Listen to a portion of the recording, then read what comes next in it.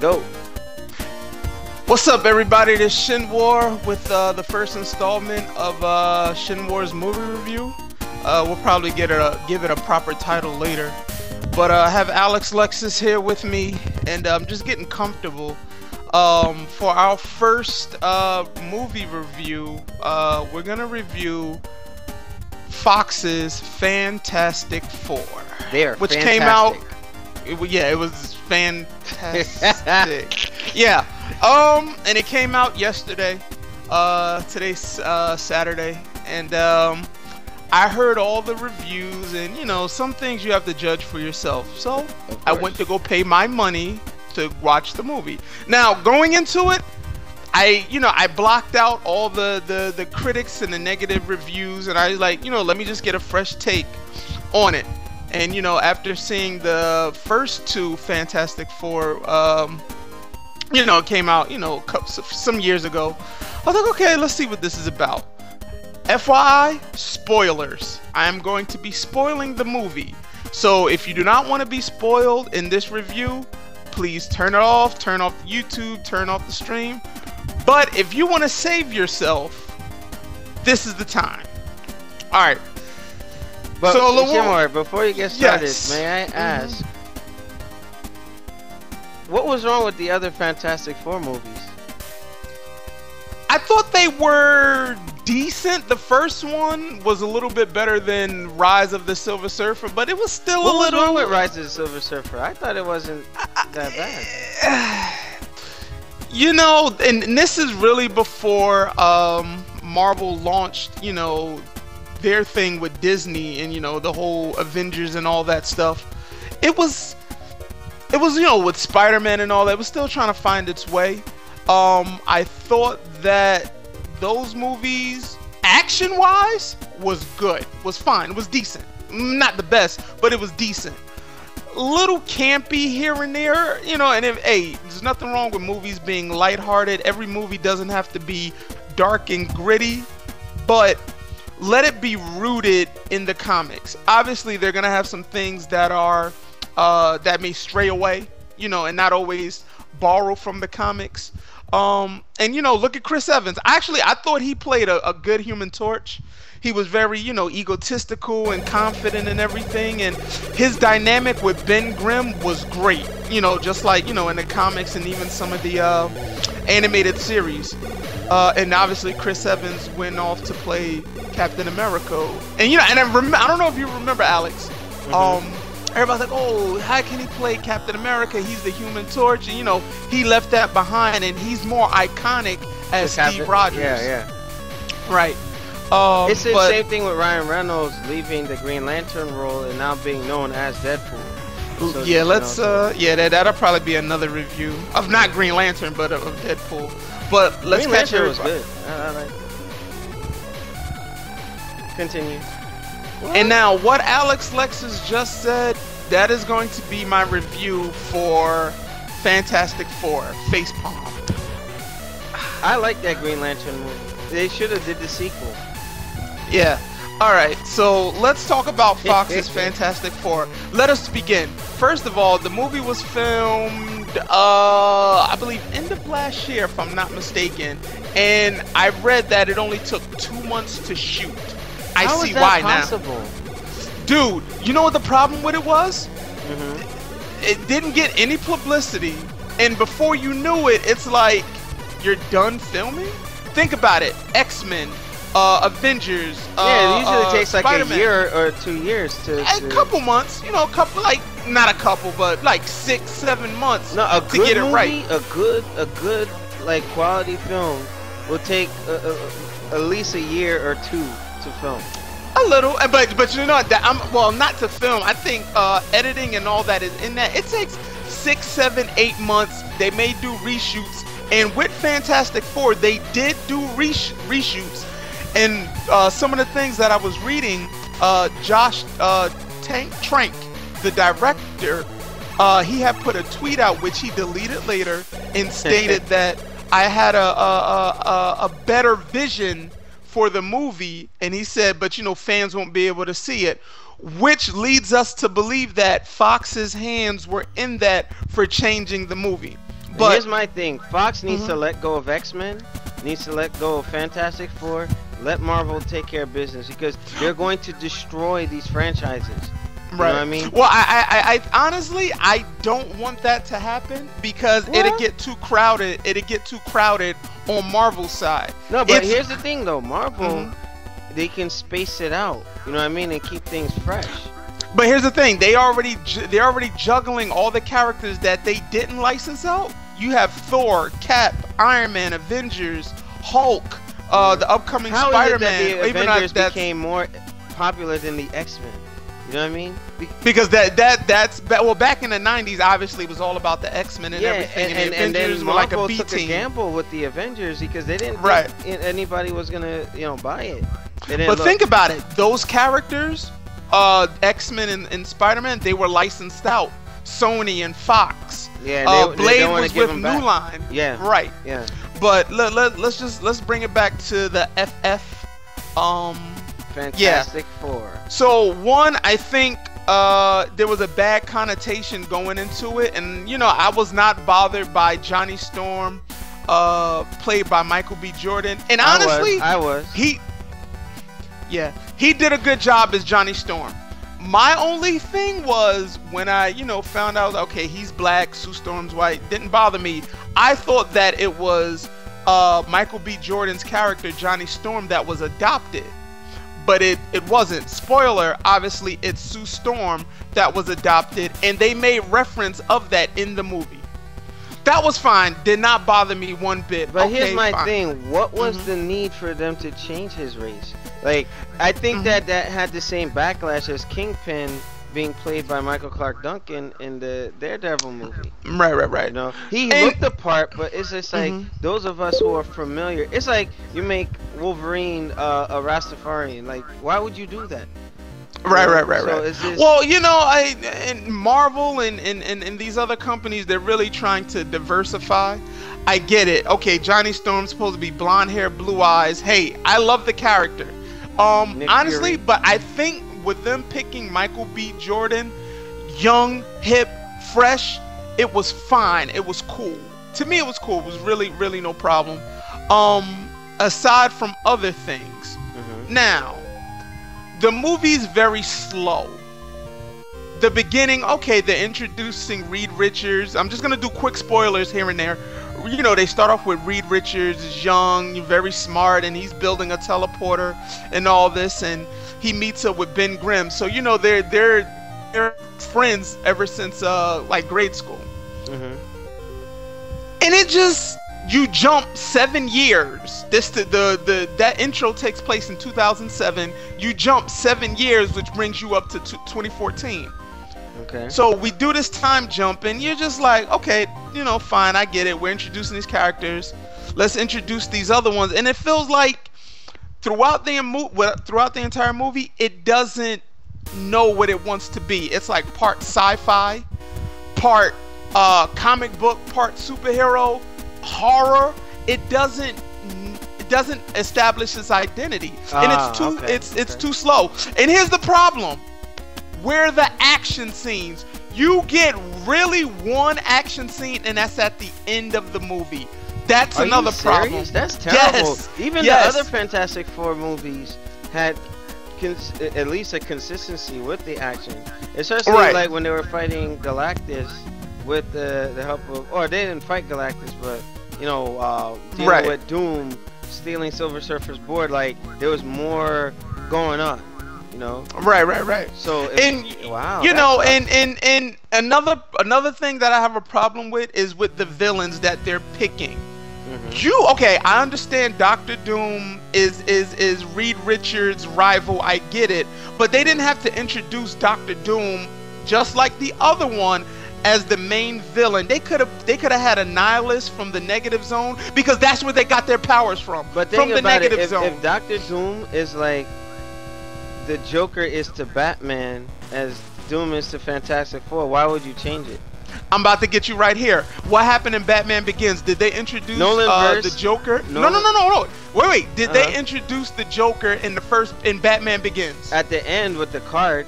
And they should have did that with Doom. Doom. Here's the But thing here's with the Doctor thing. Doom. I No, think wait, wait, they wait, knew. wait, I wait, think wait, they wait, knew no, this no, was no. gonna bomb, and let's say they didn't get the chance to do Doom. Okay. You know? Here's the thing. Here's the thing. Just like the Chris Evans Fantastic Four. First of all, honestly, that Doctor Doom was a joke. First of all, Doctor Doom's skin, his skin is not metal, it is armor. And I think that's the problem that these studios mistake. This is twice. You're making his skin armor. No, it is it's armor over his body. You can't do that. Now, okay, I tell you, but you can't do it. You're gonna do it anyway. But that's not right. It's up to the writers, though. The writers. Okay, they're fine. doing it like that, you know. You gotta understand. You gotta understand. Doctor Doom is there's tier levels in the Marvel universe, right? You just don't throw Doctor Doom. And this is something Doctor Doom would say. He's not some common criminal, some petty thief. He is the monarch of Latveria. You don't treat this guy like some petty thief. He runs his own country. He runs his own country. Foot dive. Foot dive. Unbelievable. You know what I mean? He saw Shinwar with his socks, yo. Yeah. So you don't treat Doctor Doom like he's some petty criminal. Yeah. But you know they could have, like you said, in this film. They didn't treat him as a common criminal, but once again, you didn't have to put him in there as the main villain. Now, you could have had him. How did they treat him? Like, did they do him justice in terms of the magnitude of the villain that he is? You know, they gave him. He got his abilities from the negative zone, just like the rest of the Fantastic Four. So and it should honestly, be Fantastic Five. You go figure. And he's not related in regards to that power source. No, he didn't get his abilities from there. So I think that I'm like, and they did that in the first one with the Chris Evans one. I'm like, please stop doing it. Like, okay, but getting back to it, you know, you see them do their abilities. The effects, the special effects were, I give it a B-. But by today's standards, special effects should be boom hitting. Yeah, this should be seamless at this point. But let me ask you this: I'm interested, you know, in comparison to the original Fantastic Four duology, or however you want to say it. How was his portrayal in comparison? Because it obviously is CG, and the other one was the suit. You know, dog, I will take the suit over this. Where was his pants, Fox? Where was Big Rim's pants? The entire movie. Wow. Oh my gosh. Where's the man's shorts?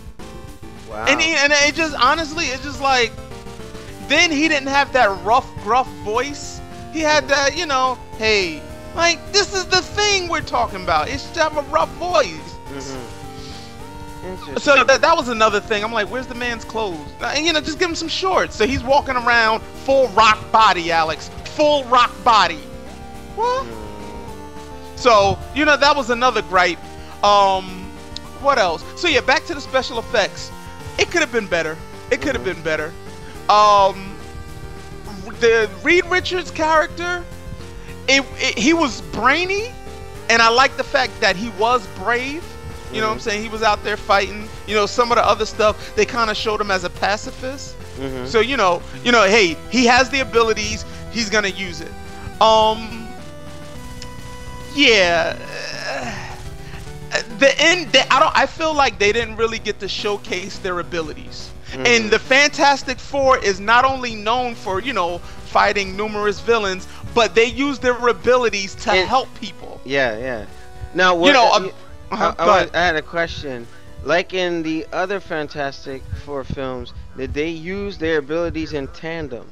Like, for instance, okay, somebody... No, they didn't. They're like double team moves, and like, hey, I'll throw him, and he'll do this, or Mr. Stretchy will swing somebody around to get right. You know that like to assist. Did they assist a spoiler. They did, like, Invisible Woman made the Thing invisible so he can get close to Doctor Doom. Okay, that was cool. And then he did his tagline, "It's clobbering time."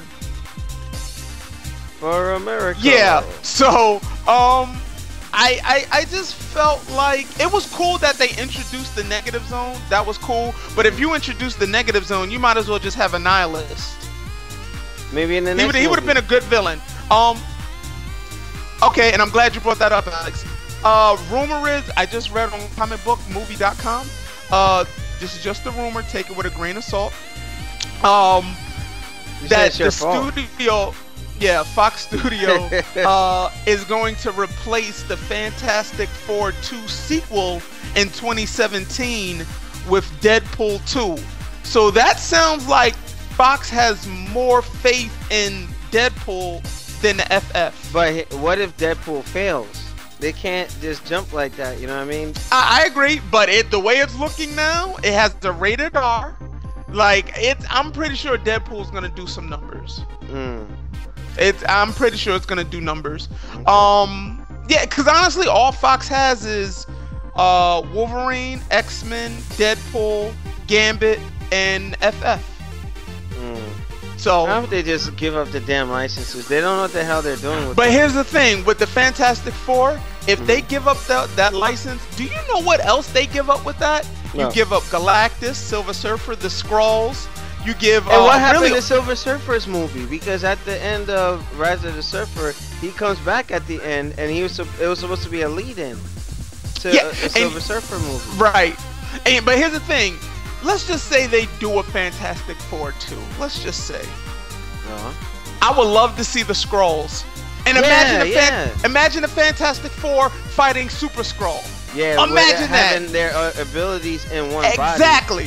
So, they could have had a couple plots just hinted, where we're going with the Skrull invasion. Dr. Doom in Part 2, and I would love to see the Mole Man. Not even as a major villain, but as a minor villain. Hey, we may get him in a sequel. But yeah, the movie, I feel as though, did not know what it was. It tried to be too sci-fi, tried to be dark and gritty, tried to be a superhero movie. Now, you can have those, but it has to, like Alex said earlier, it has to be seamless. Yeah. It has to be seamless. And I just felt like the second act, it wasn't good. It wasn't good.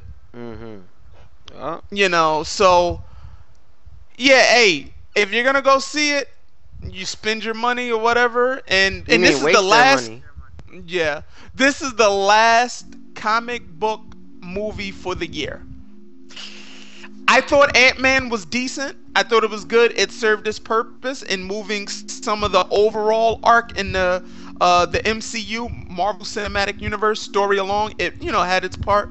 Yeah. But yeah, Mission Impossible is still #1 this weekend. Yeah, you know what? I should go see it. I should see what? Mission Impossible tomorrow. It was good, bro. I thought it was excellent. It was good. All right. Well. And also, another movie that's doing really good, another anime, Dragon Ball Resurrection F. Yeah, you know what? It's still sold out, ain't it? And today, well, no, they're showing it for another 4 days, right? Another 4 days, yeah. Yeah, so I think it was all right, and we talked about it on the podcast where it's just, I had my not gripes with it, but just some things I hope maybe in another film when they do it, they address that. So, just speed up the action and we're good to go. But overall, Fantastic Four. I'm gonna. You want stars or a grade? Out of 10, or out of 5. I mean, 2. 2. Now, the first Fantastic Four films, what would you give them in comparison to this new one? Probably a 3.5. So, is Shinwar saying the older films are better than this new one? So, leave your comments below. I mean, Shinwar, however else, and to the chat, what up, Shin Raven? We're talking about Fantastic Four. Yo, what's up, Shin Raven? Yeah, if hopefully, it's too bad you joined us late, but yeah, we're talking about the film. And you know what, Shinwar, for what you told us, it didn't really spoil it for me, because if I go to see it, it's like what it is. Alex, you know what? You're gonna go to that movie and you're gonna be looking like, cause it doesn't. I left the theater like underwhelmed. I didn't feel anything for these characters. I did not. I'm just like, okay, all right, cool. Yeah. Wow, that's not good. So, you see, that's the thing with movie reviews or just word of mouth. If somebody says something's dope, then they're gonna go see it. And you know, when they're ripping Fantastic Four and how it's doing really bad at the box office, word travels, man. Like, they gotta do the stories right. They gotta do the stories right, you know. And I think the only way they may get away with making some money, people will read these reviews and say, "Wow, this movie's bad. Let me go see for myself," and that's how they'll get people in there. Yeah. You see what I'm saying? Well, I mean, with this new Fantastic Four cast, like, what was the casting outside of, you know, the controversial decision to make Storm black, you know? I felt Ben Grimm should have been a little beefier. He was shorter than Reed Richards. Oh wow. I felt like he should have been like, you know, that football player jock type. Yeah. And yeah. he wasn't. Oh, okay. Well, so this is like, you know, damn. I don't even get into the G.I. Joe film argument because that'll have me and Shinwar going back and forth over this. And hey, part 2 was better than part 1. That's all I gotta say about that. And part 2 was G.I. Joe Retaliation was garbage, and that's why The Rock had to lose at WrestleMania to make amends. Amen. I'm sorry. So, if you smell what Shinwar's cooking. So, any final words or wrap up? Deadpool is coming out February 12th. And then we got a slew of comic book movies next year. Obviously, the famed Batman vs. Superman, which that and Captain America Civil War. Make sure you are locked in. This is gonna be good. I think both those movies are gonna do good. Yeah, I'm thinking now with the trailers that they're showing for Batman vs. Superman, it's starting to spin up some hype, man. Yeah, I'm looking forward to what Zack Snyder is gonna do with the DC universe, and expanding it. And I even read that Warner Brothers is so hyped off of Ben Affleck's script for the solo Batman movie, they're already thinking about sequels already. Really? Damn. Yeah, they're getting a bit overzealous with that, but we'll see. We'll see. Like, yeah. If anything, like, you know, before, you know, I guess my last thing on Batman. As much as I like the Nolan-verse Batman, Ben Affleck looks more traditional to the cartoon ones. You know what I mean? Like, I saw him in the suit, and I'm like, oh snap! Like, this dude might actually pull it off. You know? And yet, a lot of people were saying that, hey, you know, Ben Affleck's gonna bomb and this and that. You know, from now on, I'm gonna have an open mind with everything. Even with this Fantastic Four, if I somehow see it by hook or crook, I'm gonna go into it with an open mind, you know. But Ben Affleck, wow, it is what it is, you know. So. Yeah, you know, and one of the things that concerned me about that movie was the cameos from all these other heroes that, you know, Flash, Aquaman, Wonder Woman, you know. Or for the Batman, Superman. Yeah, they're gonna be in there as well. You know what it is? Marvel's in desperation to try and catch up with. Well, DC is in desperation to keep up with Marvel. But if they do it right, if Superman and Batman are the two pieces of foundation that they're gonna build upon, don't rush it. That's what Marvel's success was. They put out their movies in phases. You know, they gave them the key Avengers their separate movies, and then brought the other ones in. You know. But with that, Alex, when Kevin, what's his name? Kevin Feige, whatever his name is, I can't pronounce his last name. He single-handedly put this thing together. Okay. You know, and having solo movies that was never done before. Who did that? So, you know, you're like, wow, this is connected to this is connected to that, and then it accumulates in the Avengers. It looks like what Warner Brothers is doing is basically kind of they're trying to build up to Justice League. We know Justice League, But it's like they're going backwards, because what they're doing is, you know, you basically Superman, Man of Steel is the Iron Man of setting everything off. There you go. I agree. I agree. And now everything is building upon that. You know, now we brought Batman in, and yeah, but to bring Batman in to because it's been confirmed. This is the Man of Steel 2. It's the sequel. Oh, yeah, right, with right, Batman exactly. in it, right? But it looked like what should have happened. Let's say Superman was fighting another villain like Brainiac or something, right? And then hint at Batman coming in at the end of the movie. Like when we saw Mjolnir, like with the Thor's hammer at the end of one of the other Marvel films, it's like, oh shoot, Thor is in this world. You know what I mean? Yeah, Batman was already just crammed in there. You know, and it's like, okay, there should be hints.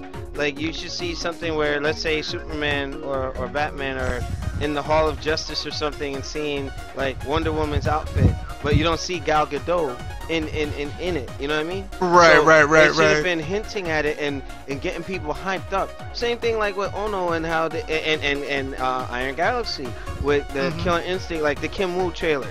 You see her weapon, but you don't see her, but you know she's coming. Yeah. That's how I think that DC should have addressed it, and generate the hype. Because if you don't give anybody, if you don't give them something to be hyped about, then what are you doing the films for? Did you see Iron Man 1? Yes. Remember the end credits with Samuel L. Jackson as Nick Fury in the dark? And Tony Stark, and then he's talking about the Avengers Initiative. Yep. The theater went crazy. Yeah. Yo, I was like, what? The Avengers? Like, are you serious? Yeah. And then I even remember, what's his name?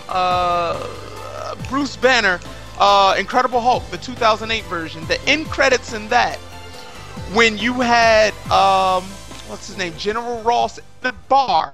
Yeah. And then Robert Downey Jr., Tony Stark comes in and says, "Hey, I hear you have a problem."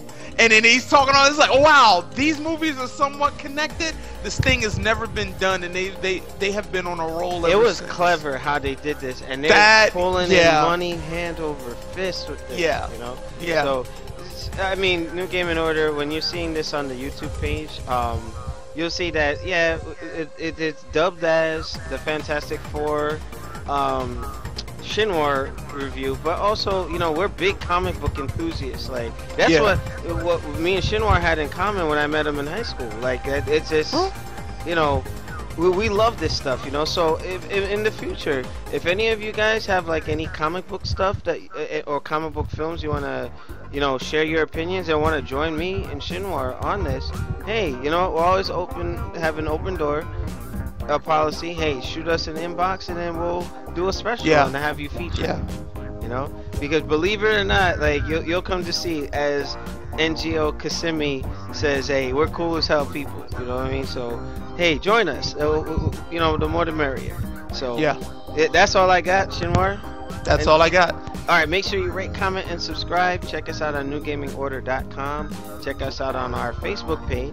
And you know, I'm not even gonna say the Juggernaut because this is Shinwar's show today. So with that, Shinwar, bring us to a close, man. Take care, guys. Peace. Peace. All right, so